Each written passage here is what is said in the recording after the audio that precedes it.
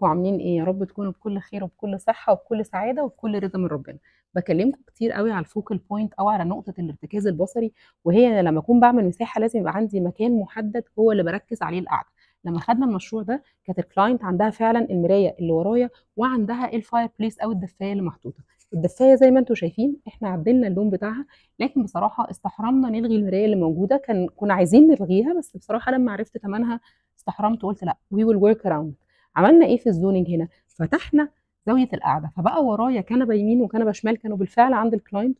وعلى فكره ما حدش فيكم يمكن اخد باله الكنبتين دول مش قد بعض، بس احنا طريقه الزاويه اللي حطيناهم بيها خلينا كل كنبه تبان قد الثانيه. زودنا حاجه ثانيه هقوم اوريها لكم. بصوا بقى البنش اللي انا كنت قاعده عليه ده قد ايه لذيذ وكيوت. لو حد عايز من الناس صحاب البيت يبقى قاعد هنا وشايف الناس اللي قاعده هنا، ولو حد يقعد هنا ونزود عدد القعده. الحاجه الثانيه اللي احنا عملناها لما بيكون عندي سيت اب زي ده لازم الدنيا يكون فيها سيمتري شويه. النجف كان موجود عند الكلاينت، الدفايه غيرنا اللون بتاعها، المرايه كانت موجوده. الاديشنز اللي احنا عملناها في الزون ده بالذات هي الكوفي تيبلز اللي انتم شايفينها دي، الكاربت الرائعه من اجرا، والتوين ارت ورك من ار ام ديزاين. هنقف هنا؟ لا، هنحط ايه؟ باك سوفا تيبل كونسول اهو.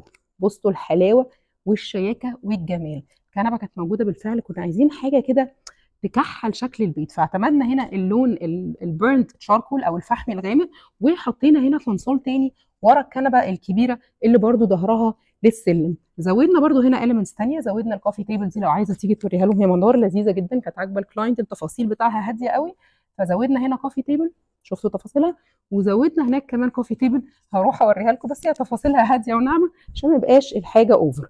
قولوا لي عجبكم السيت اب ده ولا لا؟ اكتر حاجه عجبتكم ايه؟ السجاد، باك سوفا كونسول، السايد تيبلز، التو ارت وركس، ولا الاكسسوارز؟ ان شاء الله اشوفكم في فيديو جديد.